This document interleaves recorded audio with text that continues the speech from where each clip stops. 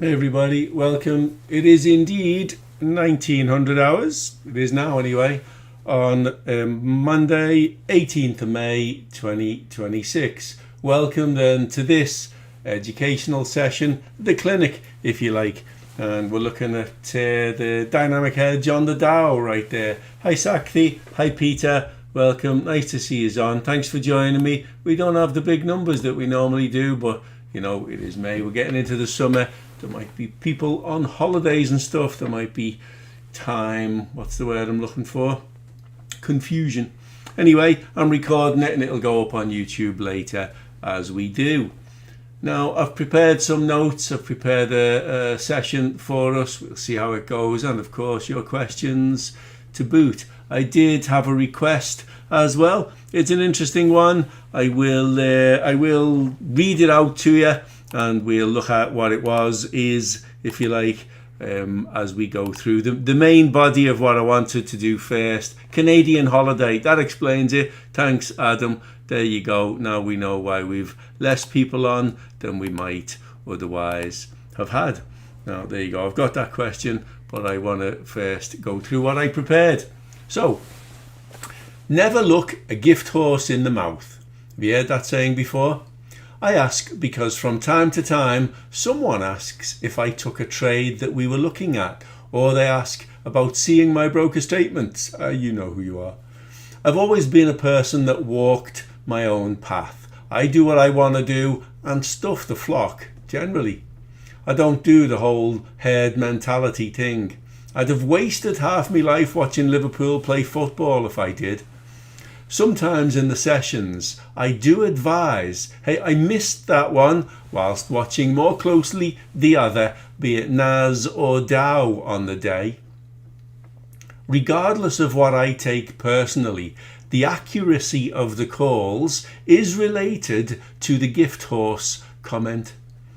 I'm happy to be judged by you guys, you, the jury of my peers who regularly attend my sessions. And while you attend my sessions and report great results, none of us have any worries. I'll take that moment to remind you that watching me trade live and in person has actually caused more harm than good to some who sat next to me. Some see a threat when I trade full tilt, full value stake, full high stake on the NAS, the DAX or the Dow, and the pressure causes an impact or an effect that I can't quite describe. You've heard live testament from some of those concerned in the sessions. Some still refer to me as a psychopath. Whilst I disagree with that, I do freely admit that I have no real sense of emotion when I'm trading, and I believe that that's an asset. Often, when asked how I do what I do, I compare myself to a combination of Mr. Bean and Forrest Gump. To elaborate on that, I sit in the corner and I look at the pictures. Then I do whatever the hell charts tell me to. And I challenge anyone and everyone in the group to show me a problem with any of our known strategies. Peter, another very good educator, he's a member of our group, Peter N. He shared a great post a while ago and I have it saved. He wrote, "The way I see it, all of James' strategies work. It's the person on the keyboard that is the variable factor and more often than not the problem. If you want to treat trading as a business rather than a hobby, then you need to confront or sort out the issues with the person behind the keyboard. I've said myself many times, the problem exists between the keyboard and the chair."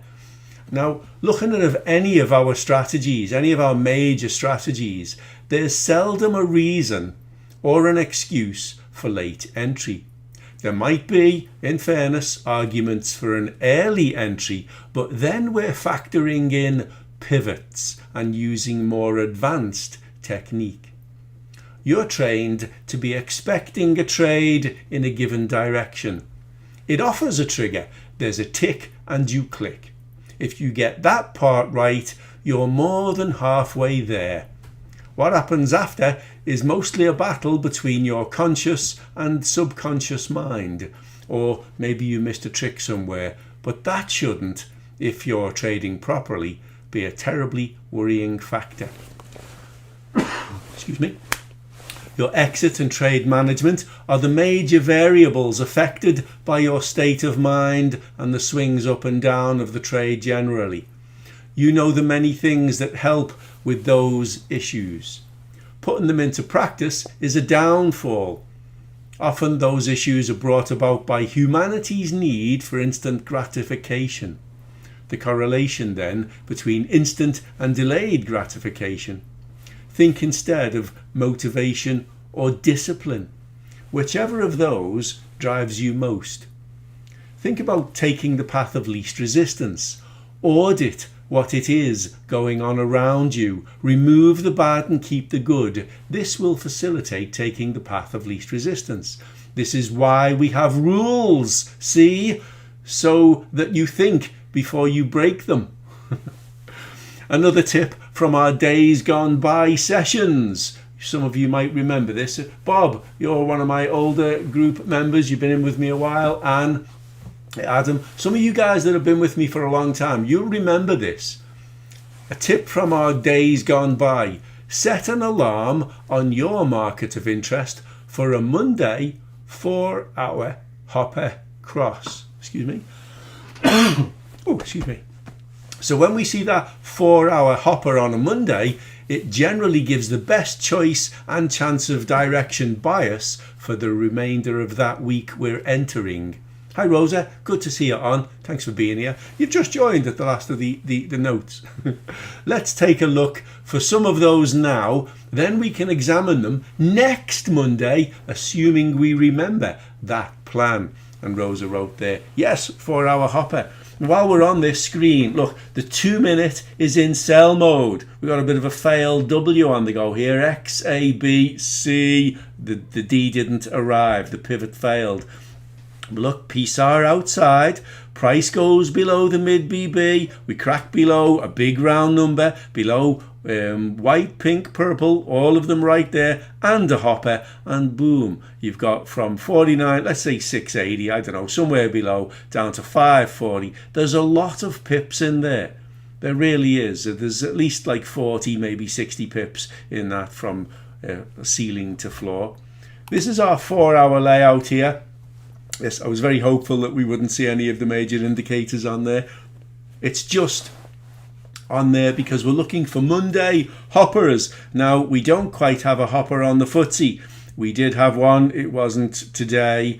No hopper, no hopper, no hopper, no recent hoppers. Okay, so we need then to look or consider divergence and the usual rejection of a line and the usual signal and the usual trend-based ideals and where we are in relation yellow in relation to white, above or just crossing or below, or where are we, what's the direction, where's it headed, where is the major, look at that, there's a 987 in there, where is the major support or resistance factoring in for us, and how will we view that through the week.